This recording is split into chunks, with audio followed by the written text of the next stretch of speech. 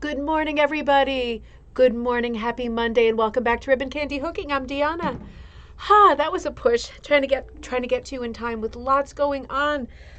Happy Monday. It is great to see you. It is great to be back. Let's see all the buddies who are here today. This morning, the first thing we're going to do is our drawing for the book sponsored by Rug Hooking Magazine. This beautiful book we looked at last week on Coffee Time called Hooked Rug Portraits by Anne-Marie Littenberg. We talked about this much of last weekend on our cocktail night on Friday night, which was lots of fun. The drawing is going to be first thing for that. Let me just say good morning to everybody who's here. It's great to see you. First coffee of the day, and I'm wondering what things are floating in there. I don't even care. I need it that much and that fast. Good morning, Carol. Great to see you. And Cheryl, Tara, great to see you. Thumbs up. Thank you. Donna and Joyce, Linda and Robin, all my buddies, April and Beverly and Penny, good morning. I think I got that thing out. I'm so sorry. I'm so slow right now. Chrissy, great to see you. Happy Monday. And Karen, happy Monday. Glad to see everybody this morning. Kirsten, happy Monday. Oh no, did I just shoot way? Nope, I'm good. Crystal, good to see you. Happy Monday. Hello, everybody. Happy to be. I am so glad that you're there too, Catalina. Last time you wrote me, I didn't have time to write back, and I loved your message, and I cared very much that you took the time to send it. I've been in a tailspin, and I'm waiting for that perfect moment, which might not happen. So I should probably just send back just a regular note that I'm not as happy with as I'd like to be. I get so many nice notes, and they all mean so much to me. And I'm so looking forward to a time when things quiet down a little bit, so I can spend a little more time answering and being online and trying to be helpful and friendly and all of that. And it's just been flat out for a while. Looking forward to the end of that, though. Doreen, good to see you. Bray, you're good to see you. Matthew, hello. I love the snowman and the snowflakes. We're getting a pretty nice day here. It's very crisp and chilly, but it is a nice day. It's a nice, bright winter day. Lisa, good to see you. It was great seeing you last night. Pat, Cynthia, good morning, everybody. All my buddies here. So, we have so many things to talk about to catch up. I put the title for today. We do the book drawing and find out who our 3 winners are for the Portraits book. And snowing, that nice kind of snow in Sudbury, Ontario. Oh, that sounds very nice. Very nice. It was snowing just a tiny bit here for like 10 minutes, and then it stopped. So I bet you're getting some beautiful snow. But I called today Ragbag. I had a better name in the car, and then I couldn't remember when I sat down at the computer when I stopped the car. But I had a better name, and I thought Mondays we tend to just catch up with news and thoughts and project forward to other projects and other things that will be happening. So let's do the thing that we're all waiting for first, right? I've got a big list of people who entered this week. I got to think of a better way of doing this. And I did my random number generator. I haven't got that little girl here today to help me with it, so I'm going to have to do it myself. So I'm about to announce the 3 winners of the draw for the Portraits book, right? And if you are one of these winners, please, and you're on right now, please PM me, private message me your street address so I can forward it to Rug Hooking Magazine, because they're going to ship the book straight from where they are.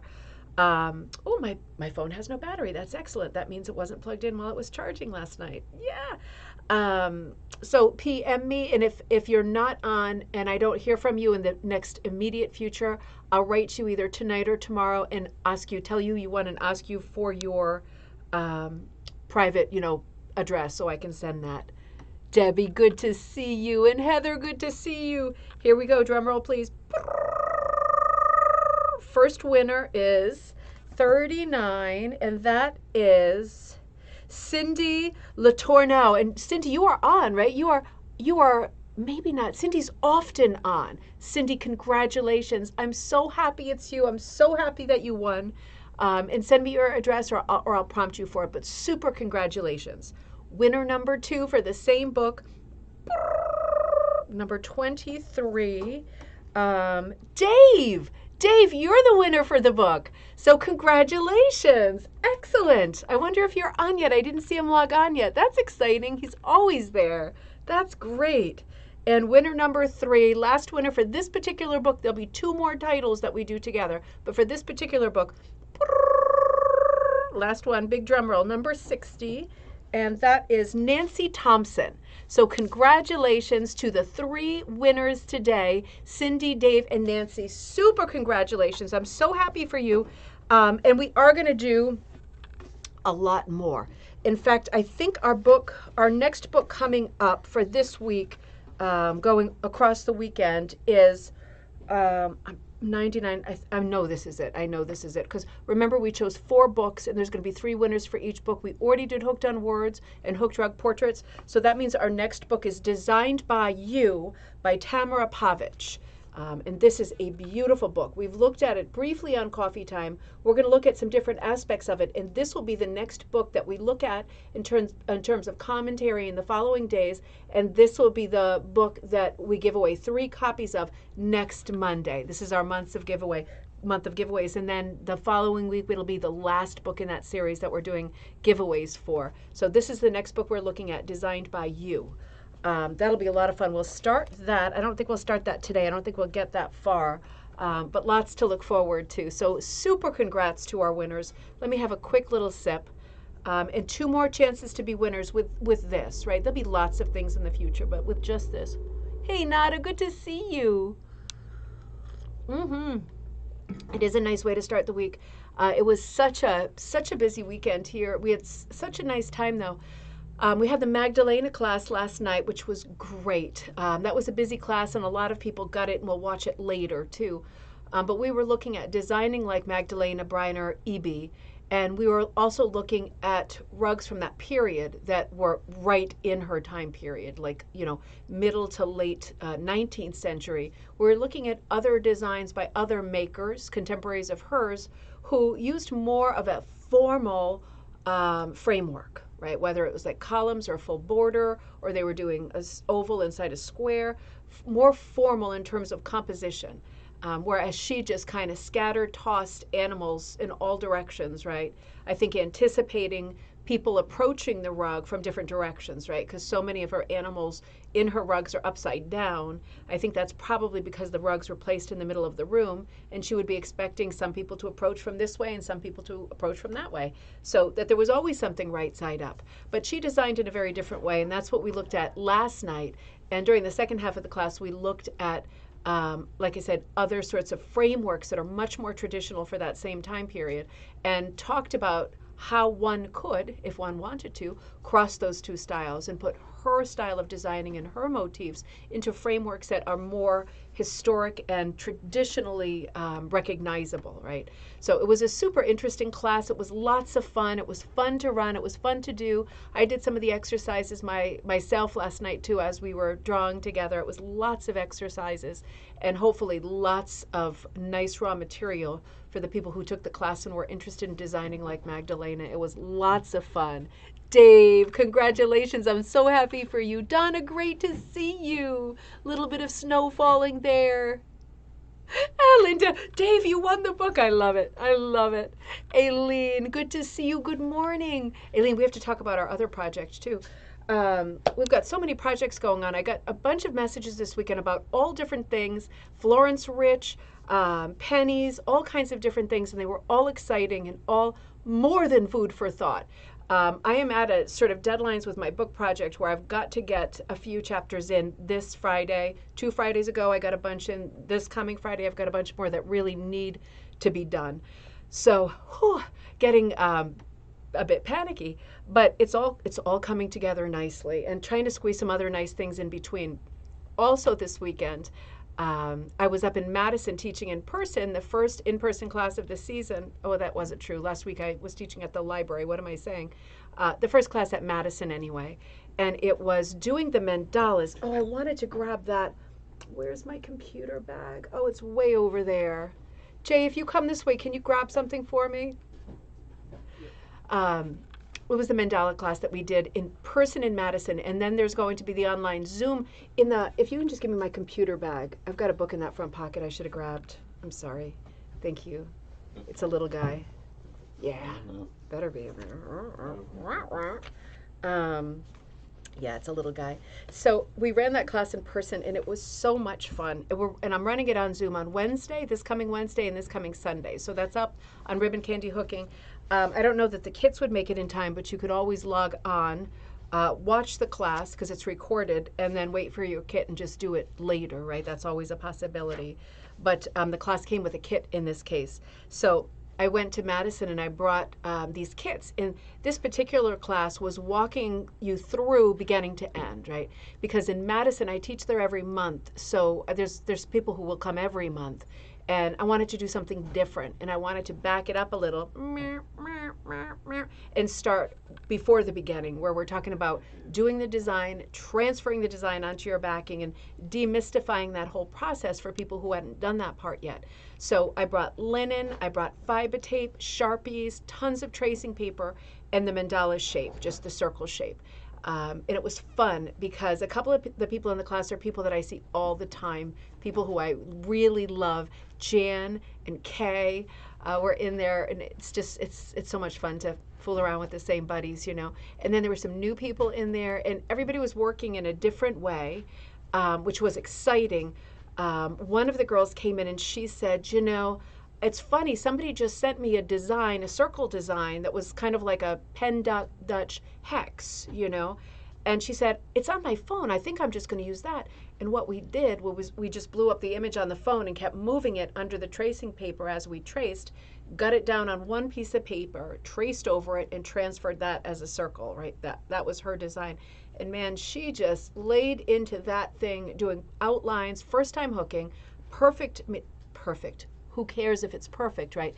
But she was a hooker who, she is very methodical and fast, right? Right from the get-go. So she was going with number 8 strip. She just blasted the outlining right in place, and it very quickly started looking like a Tiffany glass window, which she was real happy with because we kind of color coded it. She put away the colors that I had in the kit, which were a mix of colors, because her project had so many spots with repeat colors. And so I took out my big bin of yarn, and she picked out a whole bunch of colors, coding it the way she wanted, from blue grays to sages to a brighter green. And she was working with yarn instead once she outlined. And she got into hooking with yarn, and she was actually doubling it up so that it was thick enough to really go fast. She got some incredible speed going, and was very, very precise too. So it's very nice to see that, because she's a person who's going to be it's going to be very natural and come very easy to her, right? Because we always hope when we're starting a new project, whether it's hooking or anything, you always hope that you're going to pick it up sooner rather than later, but really sometimes it's later, isn't it? And there's nothing you can do about that but be patient and take that hot minute, right, and hope that, you know, it'll be soon. For her, it was immediate. And one of the other new girls that was in there, she did a design that was similar to mine with the 4 seasons mandala, and she did really great too. She was a natural higgledy-piggledy, and I always admire that, and I'm jealous of that, because I have never been able to do higgledy-piggledy, kind of like Syrah pointillism, in a way that is really charming and fluid. I'm always overthinking it and thinking about directional lines and how I'm laying out the background, and I just can't seem to relax, right? She just did it right from the get-go, and immediately said, because the grass is always greener, right, on the other side of the septic tank, she said, you know, oh, I wish I was hooking like her. And I said, you shouldn't do that. You should hook the way that is natural for you, and on your next project, you can think about the way that she hooked and think about doing something in a different style. But for me, once you start hooking and you get some speed and some projects going and you're thinking a lot about technique, for me, it was impossible to go back to doing higgledy-piggledy. If I ever did it for one full project, it was impossible to get back to that place. I have to remind myself to hook loose when I'm even trying to hook in that style. So if you're a beginner and you feel that you might be hooking in that higgledy-piggledy style, which is just dit, dit, dit, dit, dit all over the place, right? Like you sunk my battleship, bunch of dots all over the place. Sooner or later they'll connect, and sooner or later they fill in, and it looks beautiful. It looks beautiful in the meantime. You don't have to have these overarching waves of directional hooking running through your piece. It can just be higgledy-piggledy, and it looks folky and perfect. So it was funny how that worked. Hello, Debbie. Cindy, you won. You were one of the winners of the portraits book. So so that was fun. And then it was funny because one of the other girls, Kay, who's one of my good buddies, she's also a surgeon, and she was kind of agonizing about what she wanted to put into her mandala, because a mandala is supposed to represent yourself, right? So this is the book that Jay just grabbed for me. I found this. This is my mom's book. She's in her art class right now, but she'll watch later, and I have to give it back to her. I didn't forget. But it's about doing mandalas, and this isn't exactly my thing, right?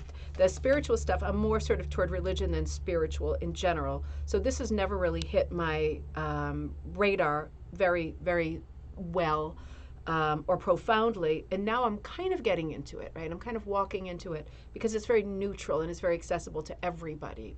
So I liked the idea of making a mandala where yourself was the center of the circle, right? Because it's the beginning of the year, and if you celebrated the holidays, you were thinking of other people and gifts and buzzing around and busyness and chaos and insanity for the end of last year. And then we hit this very quiet point in January where it is a good time to regroup and think about oneself, right? And I thought this is the perfect time to be thinking about mandalas. But this cute little book is about painting mandalas on stones, and it gives mandala stones, just what you would expect, right? It gives you, and she's doing it with ink. It's actually quite beautiful, isn't it? These are just very natural rug hooking designs. Very cartoony, right? And what we were doing in the class was I had printed out tons and tons of pages of symbols, Native American symbols, Celtic symbols, Wiccan symbols, every kind of religion symbols, symbols that could appeal to everybody, pages of Penn Dutch hexes on barns, because everything means something, doesn't it? And so, we were going through those and saying, well, I would, some people, I would like this to represent travel or inner peace or whatever, and other people going for other things. So it was really interesting and fun to think about designing, the very beginning of designing. Right, I just found this after I ran the class, but I'll probably look at this in better detail before I run the Wednesday class and the Sunday classes on Zoom. Because it's all meaning, right? All these little layers of meaning, special flowers, birth flowers, little dit dots for different constellations and birth months, and all kinds of symbols, all kinds of leaves, right? There's so many things that you lock into and use in designing your mandala. So Kay, being a surgeon, she wanted to put in things that were important to her, so she made a mandala with coffee cups and tea bags, so they alternated, and the ears of the coffee cups were created their own design, like a kaleidoscope. They went right around the circle, like ear to ear, and then cup, ear to ear, cup, all the way around, like in an 8. And in every other one, she had a tea bag kind of coming out the top that looked almost like a little antenna. Very cute. Half of them were coffee cups, half of them were teacups. And she had a few other little elements in there, and a teapot. There was a teapot in the center, sort of a Mary Engelbreit kind of a teapot. Really nice. And then she was getting to the edge, and she'd already started hooking, and she put in some lamb's tongues, right, to represent traditional rug hooking. Her new hobby and her new love. Oh, she had a spinning wheel in there because she also spins. So she had quite a few things, and she got to the border, and she said, I'd really like to, this sounds so crazy, and she knew that it sounded crazy, but she said, I'd like to get some knives in there, like some scalpels, because she's a surgeon, and she wanted that, she wanted her professional life to also be represented. And I said, you could, and then we settled on instead putting at intervals around the edge, open scissors instead, which still, during surgery, still a tool that you would use. And the open scissors made a beautiful pattern around like this. So it looked beautiful. And then she wrote me this morning, I think she probably had just gotten to work, and she said, I was watching this interview, I forget who it was with, one of these late night guys, very famous, and the musician Elvis Costello, who I love. And she said they were talking about their work, right? So they were talking about music. And she said, Elvis said something like, in one piece of work, because I'm going to say this really clearly because I think it crosses over to what we do too, and I'm very guilty of this. In one piece of work, you cannot express everything, right? You have to save some things for later. And I thought that was a really profound point because she wrote that this morning, and I was having the same kind of epiphany over the weekend with this book project, thinking, I want to put everything in it. I want every possible thing that I could say that I've done and every mistake I've made. I want to record it and represent it in this book so that people know and they don't do that thing. Or if people want to do this thing followed by this thing or this thing in combination with this thing, I want to record that too so they can do everything. And as a result, the book is taking forever and it's becoming encyclopedic. And I was thinking the same thing. You cannot represent everything in one piece, whether it's a song, whether it's a composition that you're hooking, whether it's a book. It doesn't matter. You can't do it all. You have to leave some for later. You have to be comfortable with the things that you chose, right? And then you have to leave the rest out. So that goes very well for composition too. And I thought that was a super, super wise thing. And I'm very happy that she transmitted that message to me this morning because I was in exactly the same place. So that was neat. That was neat. Pat, good to see you. Lauren, good to see you. Fluffy, but still shovelable. Is that a word, shovelable? I like that. That's a very lyrical sounding word. Snow coming down in South Bend. Enjoyed the Magdalena class. Me too. So fun. So fun. And it's recorded. So for those of you that had it but didn't log on last night, you're going to get that today. It takes forever for it to load onto the computer because it's a huge file, as you can imagine. It's a couple of hours. So that went really well. And my buddy Jan, who might be watching, she doesn't always log on, but she's a big golfer. And she did a great original mandala, because it really can be anything, with a golf ball in the center and a bunch of clubs coming up that really created great sort of skeletal spines to the mandala shape. And then in between the clubs, she's Irish, and she just re-met the love of her life after 30-something years, and they're together. In a great funny story, right? They're both golfers, so she has this great Hallmark type of a story. But in between all of her golf clubs, which created a beautiful composition already, and the golf ball in the center, she put all these Irish symbols like the four-leaf clover, she put a heart, she put a horseshoe, she put a bunch of different things in between the clubs. And then she kind of fluffed it out with patterning. And she wrote, while I was driving in and pulling in, she wrote and she said, I'm almost done my project. And I thought, how is that even possible? Have you slept since Saturday? But really fun project. And whether you're doing that project with me or not, what a fun thing to think about in the new year, making a mandala, because it will turn into a beautiful, if you square it out, pillow for the couch. It would also turn into a beautiful, if you stretched it as a circle over a circular canvas, like from Michael's or Joann's, right? Like a painter's canvas. If you peel the canvas off and then you've just got the circular wooden frame, right? And then you stretch and staple or pin or tack your finished mandala over it, you could do that thing that needle pointers have always done, right? You might need some support. We'd have to figure this out, but I've seen needle pointers do this. Make a clock, right? Haven't you seen clocks done in needlepoint where the whole face of it is these beautiful little stitches, and in the center they've poked through the mesh the little arms, right? You take the arms off and you poke the thing through and then you reattach the arms, right? With the second hand and everything. You don't get the numbers, right? But you get the hands in the center of the clock. That would be an amazing addition to a mandala project too. I was thinking about that after class ended. I thought that's another great idea.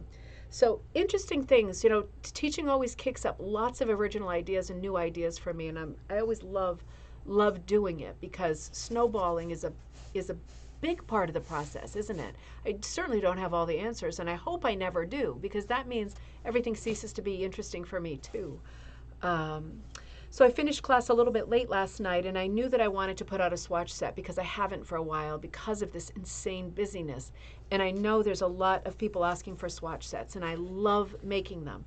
So I'm putting out another swatch set. I'm still deciding about what size I want the swatches to be. I'd like them to be a little bit bigger. But this swatch set, I've already decided what the secret pattern on fiber tape that automatically comes with the swatch set is. First, let me tell you the theme of the swatch set. So I was watching Hallmark movies last night. I admitted I'm still listening to Christmas music and watching the Hallmark Channel. It's out of control. And I watched a great one late last night after the Magdalena class that was set in Ireland. And it was very cozy and charming. I haven't been to Ireland for a while, but it was reminding me of all those quaint little tea shops and things like that whole culture, pubs and tea, And I thought, how about the tea shop?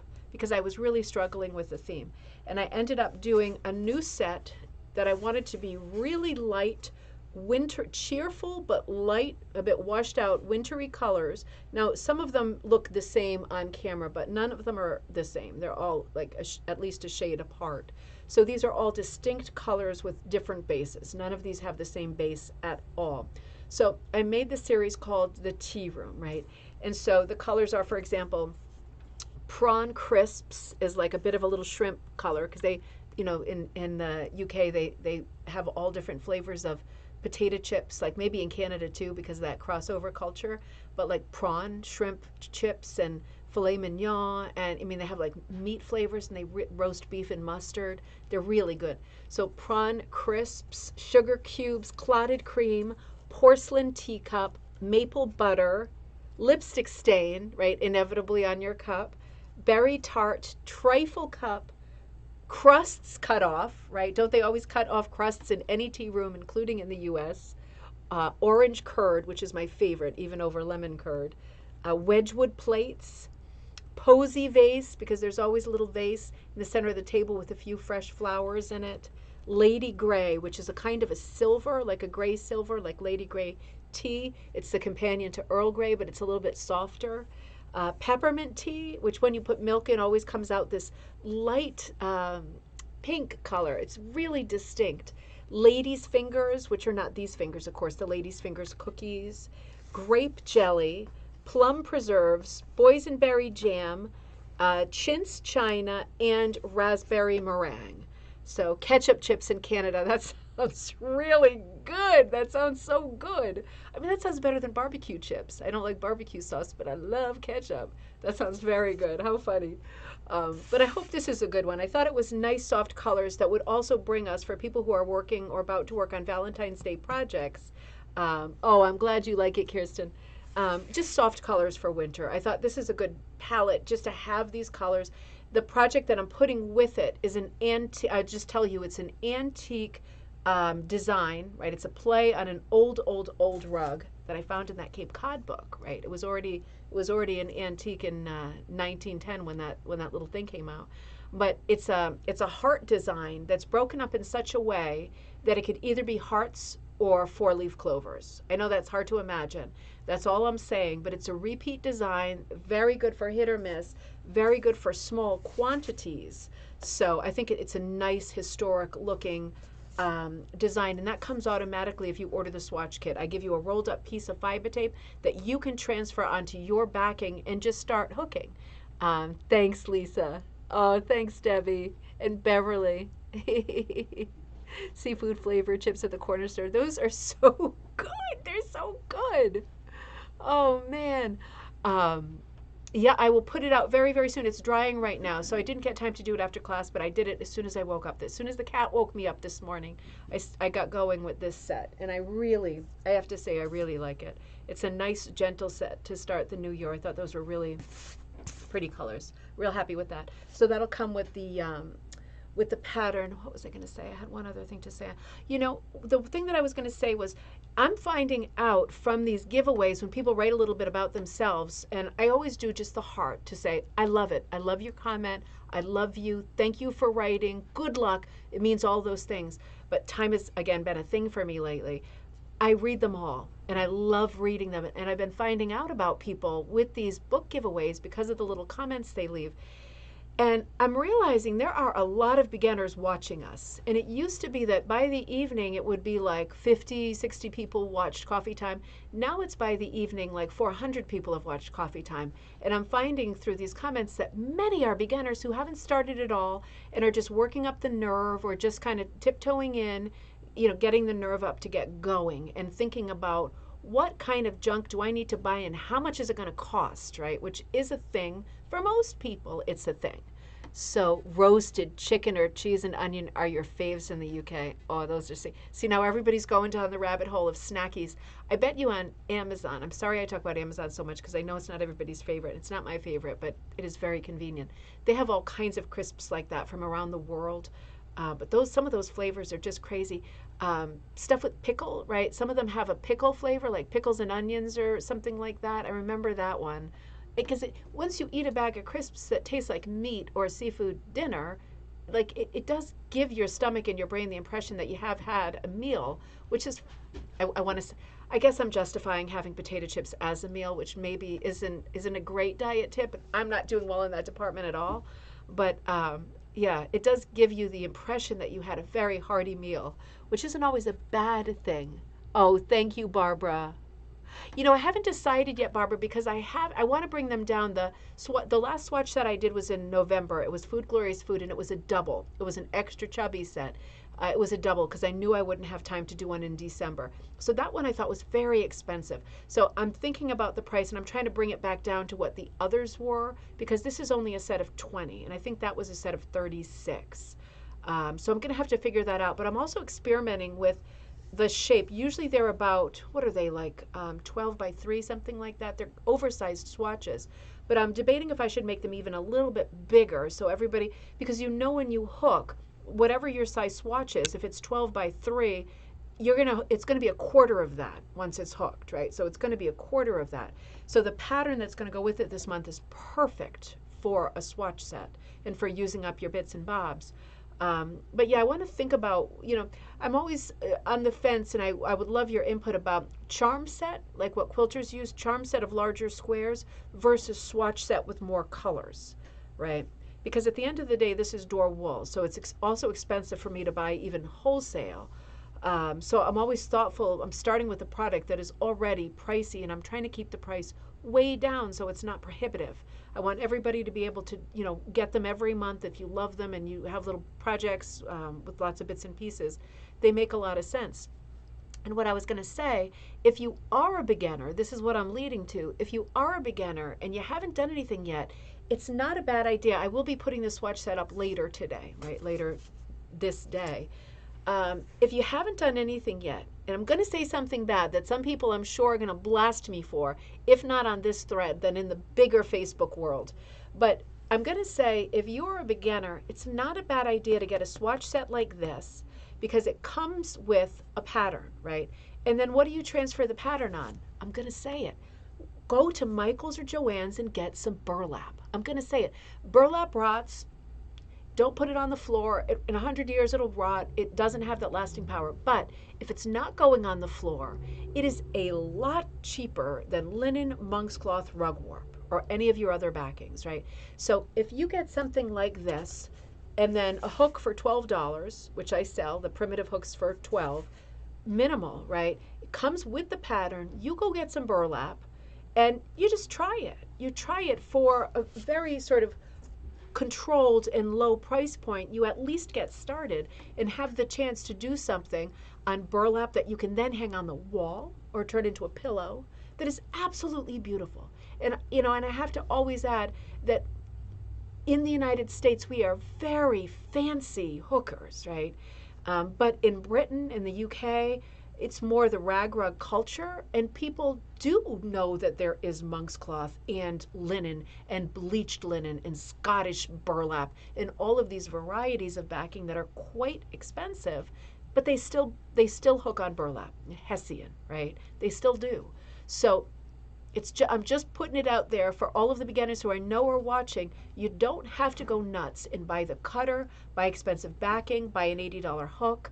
You don't have to do any of that. Just do the minimum, try it out, see if you like it, and then as time goes on, if this is your beloved hobby and this is it, then, here and there you buy some more luxury pieces when you can afford it and it makes sense to do it. But you don't do it at the beginning before you know whether you love it or not, right? Beverly says, I like the longer strips instead of the charm square sets. Beverly, that makes a lot of sense. I agree with that too. The longer ones in terms of hooking make more sense than a square. I have to agree with that.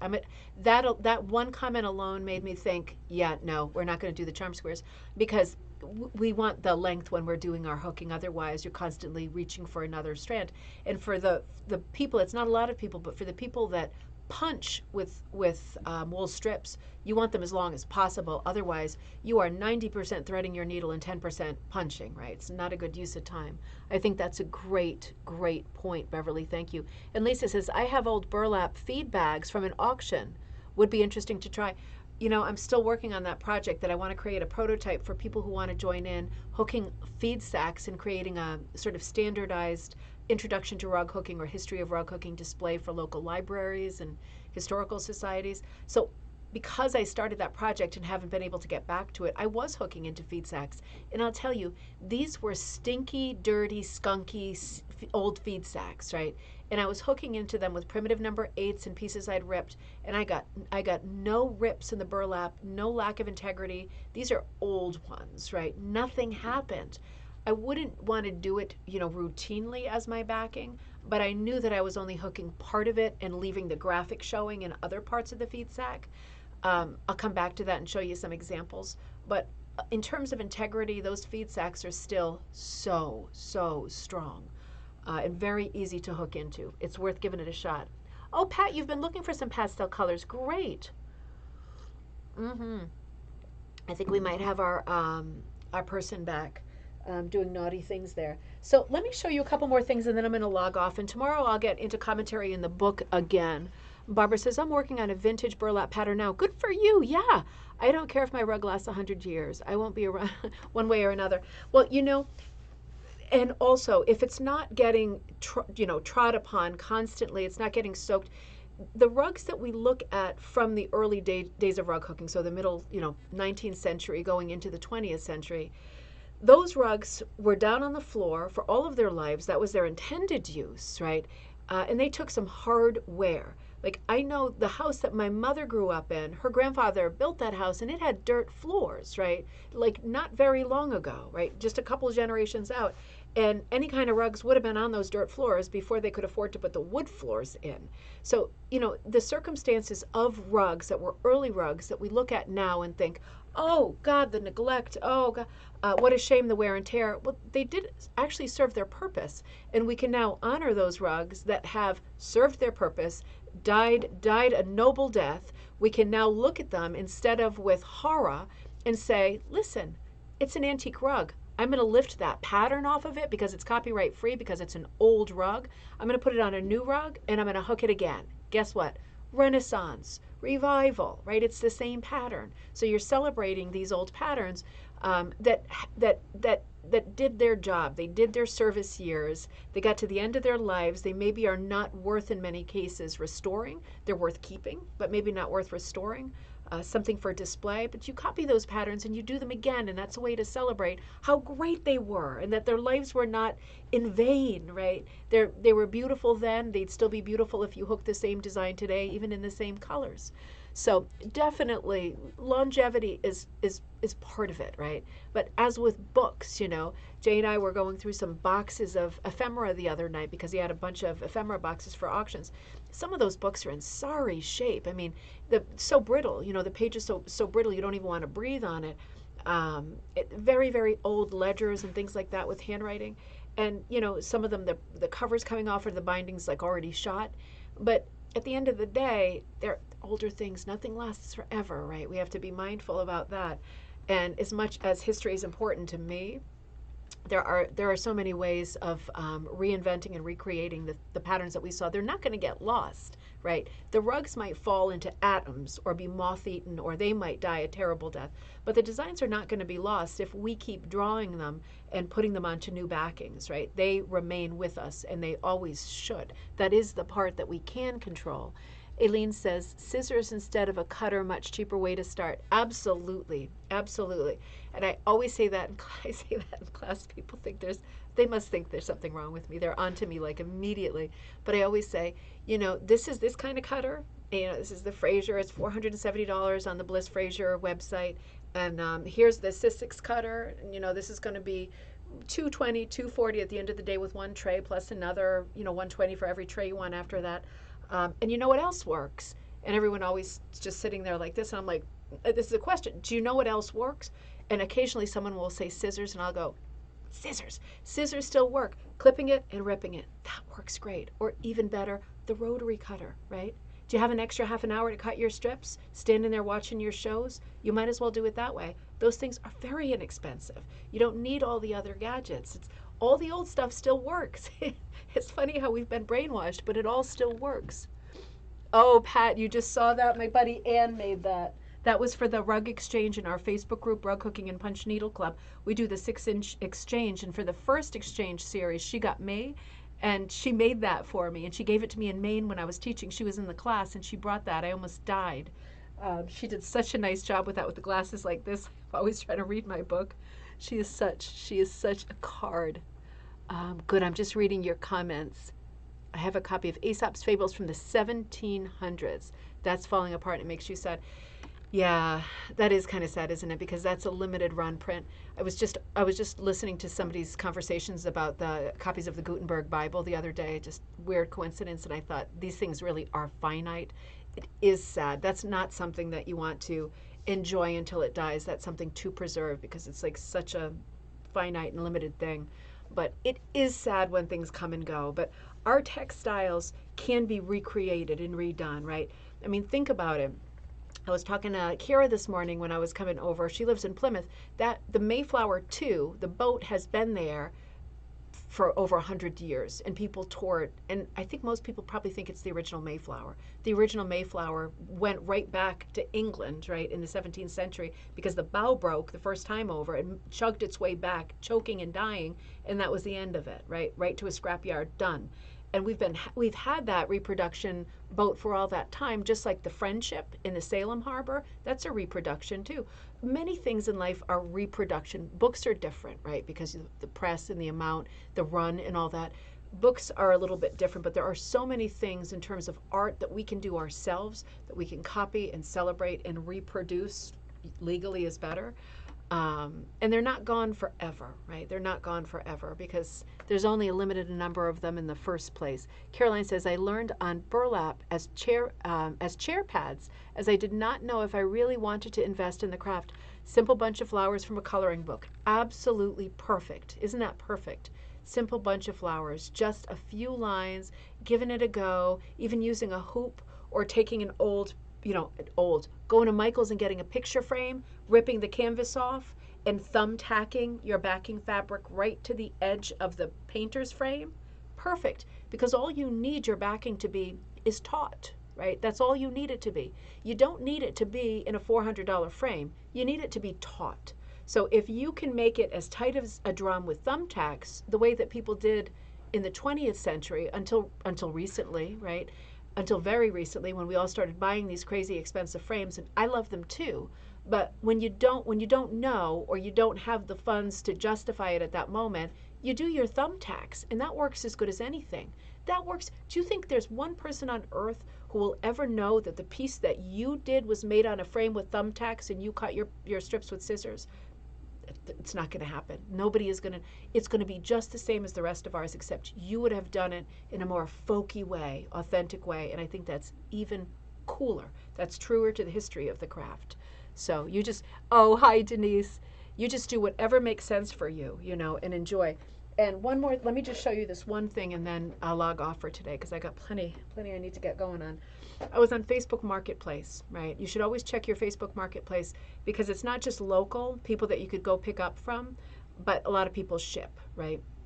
So I check a lot to see if there's any rugs out there or things that I might need. I check typos. I check different words, right? I checked hooked rugs, but I also check rag rugs. I check handmade rugs. I check all kinds of words, knowing and anticipating that people post and list things and they don't really know what it is. You sometimes see hooked rugs and people write embroidery or tapestry. So I don't have infinite time to check all these things, but these are all things to think about when you're searching. You can find a real gem because someone didn't know what they had, and there it is up on Facebook Marketplace for hardly any money, right? So I found this one guy who was selling this beautiful applique square, right? I had no idea it was this big. I thought it was just a small little quilt block. And I decided I wanted to use it. It's a little, antique hand-drawn pattern. I wanted to use this as the inspiration for one of my projects in the book that I'm working on. It was very, very simple. I could see it being very easy. So I started working on it as a locker hook pattern. But because it was Facebook Marketplace, I was thinking about saving money on shipping. And I thought, let me see what else this person is selling. Well, this person was selling, Karen says, I whip stitch a piece on foam core in between the piece and fabric for stability. That is smart. That is smart. You know, we're going to have to keep a running sort of tally of all of our tricks and tips again. We haven't done a tricks and tips episode for a while, and Donna's been sending me her usual flood of great tips too from Whispering Hill in Woodstock, Connecticut. We should think about doing that. While I was working on some rugs for the book, I was working on the Amish toothbrush and some other stuff, and I was working on, I have one of these big tables that has the ironing board top, right? So you can, huge, like it's a huge table. But it also has padding, so you can stick pins in there.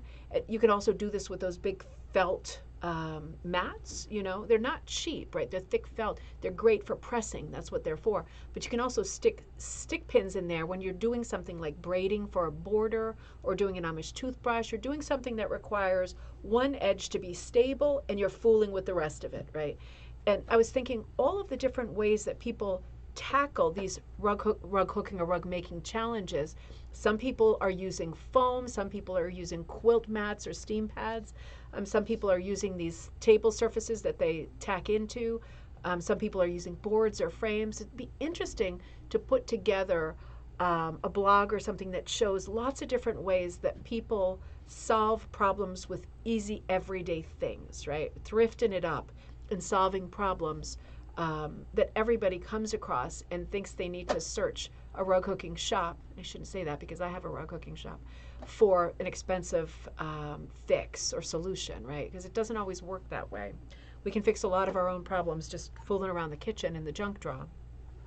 So he had another lot listed, and it wasn't this, but I just have to show you this. I don't want to tip it because the stuff inside is fragile, but this beautiful old, he put this lot in this beautiful old tin, right, like a candy tin.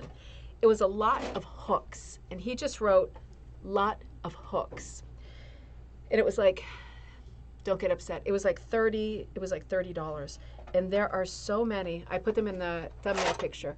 There are so many hooks in here, it's crazy. I don't even have all the hooks in here, but for example, he has got lots of homemade hooks like this guy, right? It looks like it's super sharp, so I wouldn't want to mess with that too much, you know, because that's gonna repeatedly like hit me in the hand while I'm rug hooking. But that's a nice tip on there, right? It's like almost like a little arrowhead, and you can see this kind of fooling around that's going on the bottom of a screwdriver, right? And it's just somebody's obviously handmade that. I want to show you a few of these. They are so cute. This one looks more like a bought one, possibly. Yeah, that one says England on it. That's the only one in there. He's got a lot of these guys that might be ones that are bought. I don't use these bent hooks. It's not going to want to come in focus. It's focusing my face. But it's a very small size bent hook, right? So somebody who had this collection was using a ton of these, because there's a whole bunch of these in the box. And again, I've never had success with using them, but I'm going to try now that I have these. This is my favorite of the bent ones. Look at this guy. I think this might be like butterscotch Bakelite. It could be lucite, but it's whatever it is, it's an early plastic. It's got a much smaller tip than I like to work with, but I just thought, what an odd little guy this is, right? In there doing your hooking like, I mean, this would really have to feel tactile and good and right in your hand to work with this.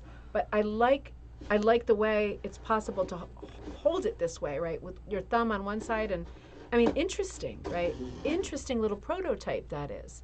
And it looks like somebody just screwed something metal right up through the neck of it, and shaped this, like with tools, you know, like shaped this point and the crook in here. I thought, wow, that is really, oh, Kirsten says, yeah, Judy Taylor's page, Repairing Hook Drugs, is amazing. Looks like a hook and Proddy tool combo. You know, not really Proddy, but you know what's in here. Some of the things in here, here's another one of these little bent guys. Some of the things in here, I don't even know what they are, to be honest. This is a rug hook that's made out of a utensil, right? Like an old spoon or fork or something. You see the little whatever brass things going through it. But yeah, this looks like it was a piece of cutlery. And oh, this is my favorite. Look at this one. This is, I think, an antler. Yeah, I think this is an antler. And it has a mother of pearl inset at the end of it. I mean, how great is that, right? It's like an antler with pearl. I think that's my favorite in the box. And then he's got, oh, look at this little guy. This is like a little teeny one. Sometimes people think that these were children's ones. Just because it's small, just like gravestones, it doesn't mean it's a child's one. It could be a child's one or it could be a beginner's one. But not necessarily just a small size equals it was for a child. This one, the hook has kind of come undone in the end, but this is a little old piece of bone, or ivory, possibly ivory. That's another nice, these are handmade ones. So kind of funny. And then he's got these guys. And this is going to lead me to my last thing of the day. A bunch of these guys. These are boot hooks, right? Or shoe hooks, right? For the days of the Victorian period when women, particularly women, had about 75 buttons on their boots alone. And with those corsets, when they bent over, they would want to pull the little button, which was a shaft button, raised up, right? Not the ones with the holes through, but raised up, and pull it through because it had some height, pull it through the buttonhole of the leather. So he's got a bunch of these in here. And you know what I realized as I was going through these? I realized, look at the crazy stuff like that. It's just metal. This one's real pretty. And this one even says, Philbrick's Boots Shop, Everett. Doesn't say what state, but it's got this nice decoration on it too. There's a bunch of these boot guys in there. And I thought, you know what? It didn't work this time, but I do a lot of rug hooking with a latch hook on latch canvas. So I do a lot of pulling loops instead of pulling a latch hook through latch canvas, because that way I can use my Dupioni, I can use my paisley, I can use my super loose woolens that want to constantly unravel and there's no way to fix it. All of those difficult materials, I prefer to use latch hook backing because the gauge is bigger. So I thought I normally tape my toggle down on my latch hook when I'm fooling around with that technique. And I thought, wait a minute, I should try using boot hooks. And they didn't work. My latch hook backing that I use is typically 3 holes to 1 inch, but they do make it bigger. And I'm wondering, I'm going to order a little bit of a bigger gauge of latch hook backing to see if I could use some of these beauties, right? Because why not? It's basically the latch hook without the toggle, which is what I want anyway. I'm taping the toggle, or depending on my mood, ripping the toggle off. But I mean, this is basically the same exact thing, except this is a hair too big for the 3 per inch gauge backing. So I thought, interesting, to be continued. I'll let you know what happens with that, because it's a great technique. And I am going to announce another beginner class, a very different beginner class. This is going to shake things up, I'm sure. I'm going to introduce a class next week that I start advertising that is for beginners or people who want to try something different, that is both latch and hooking into latch backing. Right, so we'll come with 2 hooks. It'll come with the rug hook and it'll come with the latch hook. And it is showing the difference and showing the benefit, right, and the sort of prestige of both techniques, showing what you can do from basic to really, right, like fancy, bohemian, crazy, textile-y, artsy stuff with both of those tools on latch backing instead of a cloth backing. So this kind of flies in the face of traditional rug hooking, but I think it's going to kick up a lot of inspiration. And for a lot of people, finding latch backing is easier than experimenting with buying the wrong monk's cloth.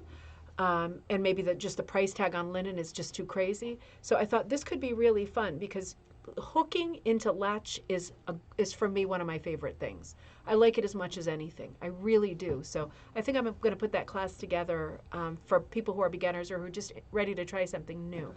So I'm going to leave it at that in a minute. We're still getting slammed with crazy stuff that I'm sure is all PORN. It is a good find, huh? You found your favorite hook at a junk shop. Yeah, you just don't know. You look in the junk drawers at antique stores and stuff because people don't always know what the thing is. So it's in there with screwdrivers or whatever, at yard sales. You find them where you don't expect to find them. You have to look. Sometimes they're mixed in with crochet hooks and things. If someone has like a little, in a multi-seller shop, a multi-dealer antique store, you get people who are stronger on fiber stuff and vintage clothing.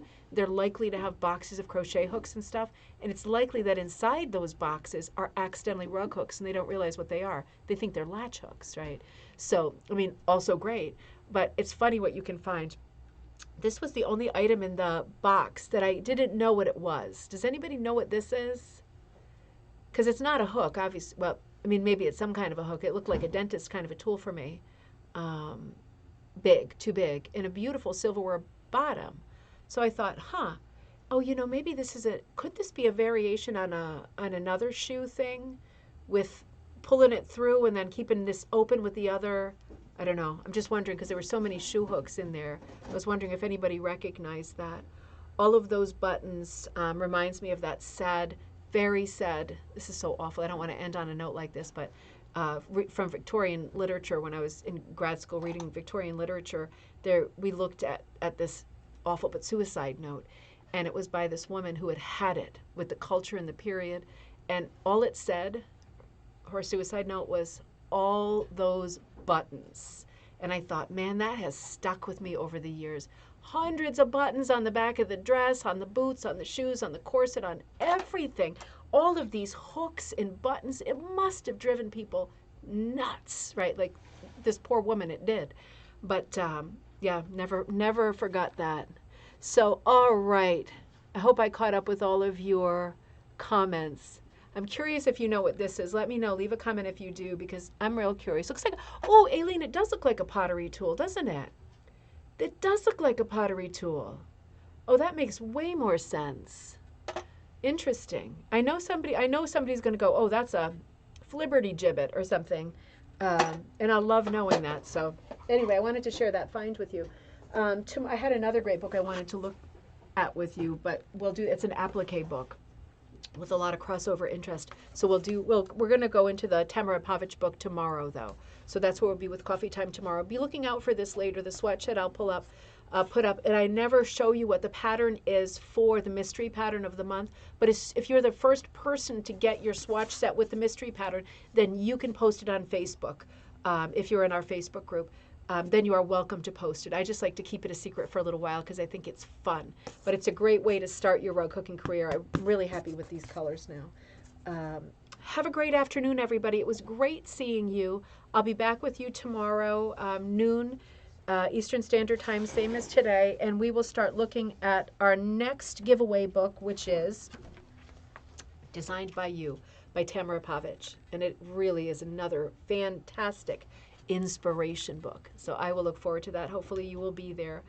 In the meantime, have a great day, and I will see you tomorrow. Bye, everybody.